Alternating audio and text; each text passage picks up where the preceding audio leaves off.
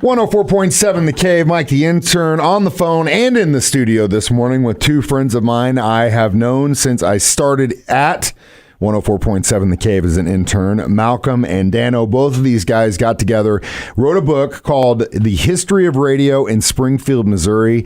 Malcolm, Dano, thanks for being on the show this morning, guys. Well, thank you, and I'm glad you're still an intern. I know, Mike. right? All these years later, yes. still, I get asked that all the time, and it's like, well, you know what? You do what you love, and you continue to do it, right? That's great. So, Dano, Malcolm, whose idea was this originally? Well, I will have to take credit for it. It's my idea because I called Dano, and then I had to buy him a cup of coffee. But no, it was thinking about. I can't remember anybody ever writing one, and I was winding down my career here at Midwest Family, and I called Dano and I just said, "Hey, I got this crazy idea. Why don't we try to write a book?" And then it kind of dwelled into let's just write a book of stories about other people and get their input and their life stories in radios and some of their highlights. And you and Dano specifically has been with multiple stations over the years. And once you're in this business for so long, you really know everyone. And Dano, I'm sure you know pretty much everyone that's been in this business for a long time. One of the 49 writers in the book, the only person I really do not know is a cave employee.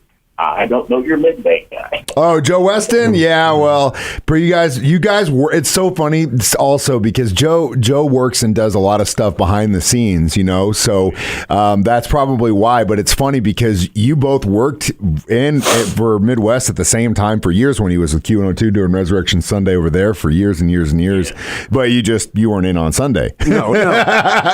Sunday night was not my shift so time. Neither one of you guys were rolling through on a Sunday. But Dano, you guys are coming to town, and you will be at the museum downtown Springfield starting at 2:00. Is that correct? We'll be in the Fox Theater.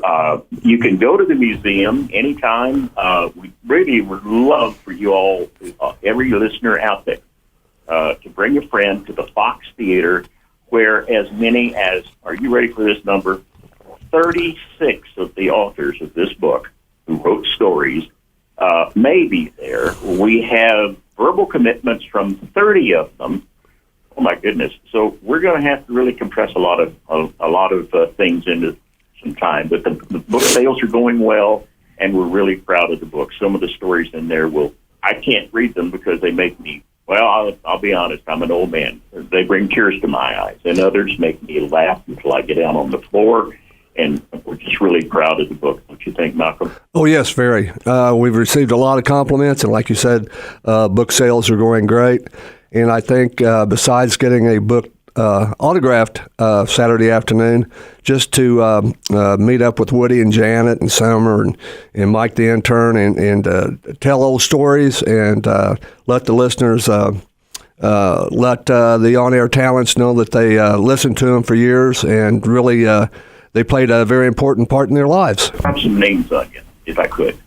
Woody Snow, Cedric Randall, Chris Luzader, Dan Shelley, Don Luzader, John Timmons, John Stellers, Kitty Ledbetter, Mike the Intern. Who's that?